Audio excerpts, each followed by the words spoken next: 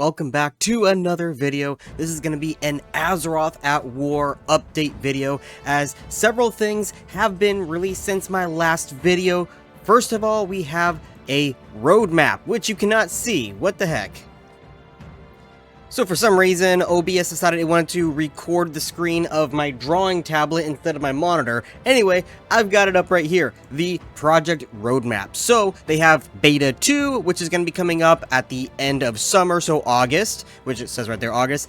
Then by the beginning of next year, they're going to have a pre-patch testing, like stress tests, but shortly after, right afterward, they will have the full release. So that means, without an exact date, they are planning for a full release of this server by the beginning of next year, with the Beta 2 in the middle of this year. So if we zoom in a little more so you can actually read it, Beta 2, what they plan on having by the time of August is a name rebrand, which I've already made a couple of videos talking about. You're going to have the level 40 to 60 content fully updated with all the new questing, new zones, all that kind of stuff. Class revamps, which, looking from behind the scenes, they've been going back and forth. They are working on that. That's currently what they are working on. But half of it, I would say, is pretty much already done. So I don't think it should take much longer. I think it will be ready by the time August comes around. But a lot of issues from the last beta are currently being looked into. So they want to focus on that first, followed by finishing it up with the plan of how they're fixing it first, instead of continuing on what people didn't like.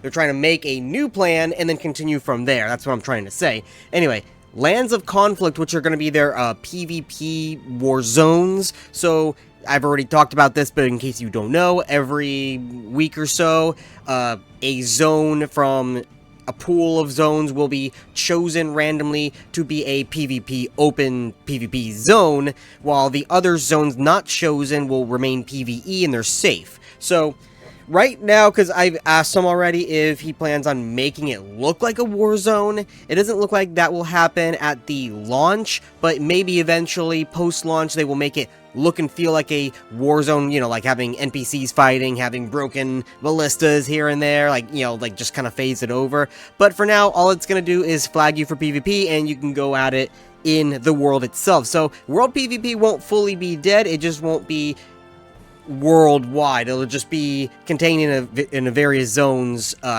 which shift every week. Anyway, new dungeons, which I have no knowledge on that, so that's going to be a wait and see. We have new battlegrounds. Again, wait and see. We don't know what these new battlegrounds are going to be. Actually, I do know of one, but I don't know if it was publicized or not, so I'm not going to talk about that.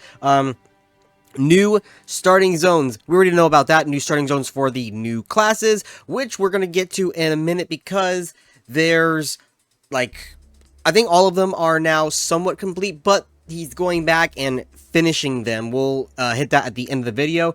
New sub-races, which is always a new thing, which we're going to cover one of them next after the roadmap. So now going to the pre-patch, which is going to be roughly in January, if this is, if they stay on track, that is. Stress testing, obviously we want to make sure not only is everything working, no bugs, you're not falling to the floor, but can it handle many people logging on at a time? So he'll probably have a, hey, everyone come log on and try to break the game now. That way when we have our actual opening, it won't do that. So that's fine. Balancing adjustments, so anything from Beta 2, such as the new class revamps, if they need some tweaking, they're going to be doing that from that time to this time. You're going to have the full 1 to 60 leveling complete. Roleplay implementations, which they want to have specified, roleplay areas for the people who want to roleplay, various systems here and there, possibly an integrated TRP, come on. New areas, which is the same thing as new zones. Bug fixes, obviously. New pets and mounts. Again, that's an obvious one. We've already got new pets and mounts as of the betas. You all saw me riding a crocodile mount as a Naga, so there you go. Also, you had the Murloc mount, the big bulky Murloc mount. There's all those other ones. Anyway, last phase before launch. That's to go without saying. Now for the launch. Now, this right here is nothing new added on to this stuff. This is what they're planning to launch with. So, if you're looking at it like the game is now out. What does it feature? What does this server feature that is new compared to the other private servers? They're going to be having 28 plus races and sub-races to choose from. Role-playing implementation, which I just talked about. Vanilla class overhaul. The Necromancer class. New dungeons. 500 plus new quests added. New open world zones and new PvP content. So there you go. There's their roadmap. Now, we'll have to see if it stays on track. Again, there's no exact dates. They're just rough monthly estimates. Now, for this is the newest revealed sub-race, basically. So, they call it a Dark Elf. It's basically a Dark Ranger, but I'm pretty sure you'll be able to play as more than just a Hunter. So, if you chose this option, you could be a warrior. I don't know if they're actually going to make the High Elves warriors, because that became a thing in Cataclysm. Disregard warrior. You can play a paladin, maybe. I don't know. But you're going to have more than just Hunter to choose from. Now, I don't actually know if this is, because I think Blood Elves are playable on this server. Definitely High Elves, but I don't know if this is going to be a High Elf subrace or a Blood Elf subrace. It doesn't exactly say. But over here, now, this is all subject to change, but it says the enchanting skill will be increased, which is just an elf thing, I don't care. May restore mana, energy, or runic power. Death Knight's not available. Interesting. May silence nearby opponent. Okay, so this is all just normal elf stuff, because that's just the mana absorption. Let's see, then all that's just the hunter stuff. Okay, so yeah, got that. And when I pulled up this picture, he labeled it as Sylvanas. So Sylvanas will have this model as opposed to the Night Elf model that she does in Classic. Anyway, going over to the Discord. Let's see, let's start from the top here. So not much here has really changed other than they are fully done with Ashenvale and Wetlands. Oh, and Arathi Highlands, which I think is new, which means the next zones that they're going to be working on are Dust Wallow, which they kind of skipped right there, Thousand Needles, Swamp of Sorrows, Stranglethorn Vale. That's pretty much their next areas, with all these other zones still in the works. The starting zones are all fully finished now, but I will let you know this, they are going back and tweaking a couple of the zones. Now, we all know for a fact that the Forest Troll one was pretty bad in terms of the running back and forth. They are implementing like new transportation methods in terms of like speed boosting and stuff to help with that. So the zone itself is not changing.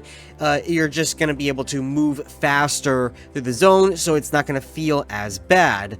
Now, we don't know exactly what Kazan well, we know what it looks like, but we don't know how it feels because we haven't not seen it yet, but it is completed as of right now. I don't think they're changing anything in Pyrewood. I don't think they're changing anything in the High Elf. The Fall of Shatrath is going to be changing. First of all, the ending, as in Phase 3 of the opening area, will be changing completely because the Draenei are retconned. Because if you did not know, the Draenei did not exist in the lore until TBC. What did exist were Eridar, which were the demons that we saw in Warcraft 3, and the Forgotten Ones, or I guess the Broken, which are those little guys you see in Swamp of Sorrows. So while the Swamp of Sorrow guys do exist, the Broken, as we see them in TBC, are going to be what the, what the Draenei are. So that's going to be the new Draenei, which are what we know as the Broken. So that's why right there, highlighted, it says Draenei and not Broken. So the ending will be changed where, I don't know if Velen will be featured or not, but you're not going to be going on the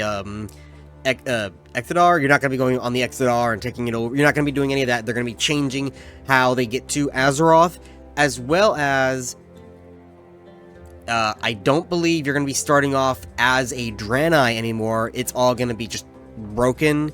So the orcs are going to be attacking the Broken, which are now Draenei. It's whatever. You understand what I'm saying. The Battle for Highjaw, which is a retelling of a couple of campaigns within Warcraft 3.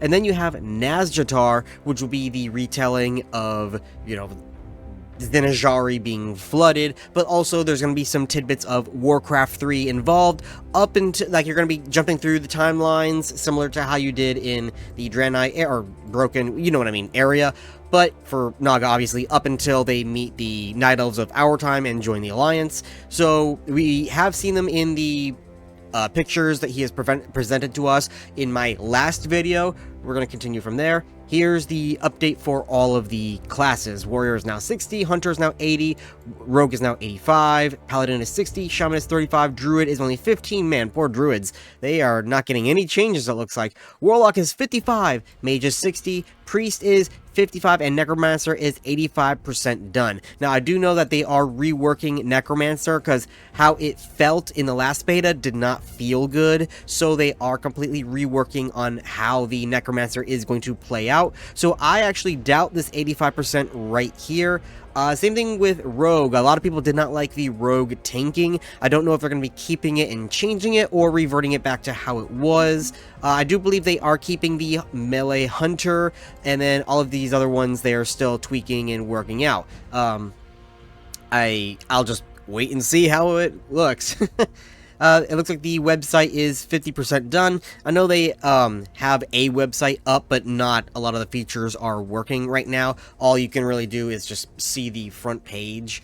I think you can create an account, but that's pretty much it. Then you have, let's see, transmog, we already know that, and all of that, which is, we already know. So that's pretty much it for this video. It's just a quick little update telling you what's going on with Azeroth at War. If anything else does come out, of course, I will bring you a video. So if you want to see more news updates on Azeroth at WoW, plus seeing the beta when it comes out in August of this year, then hit like, hit subscribe. I'll see you guys next time.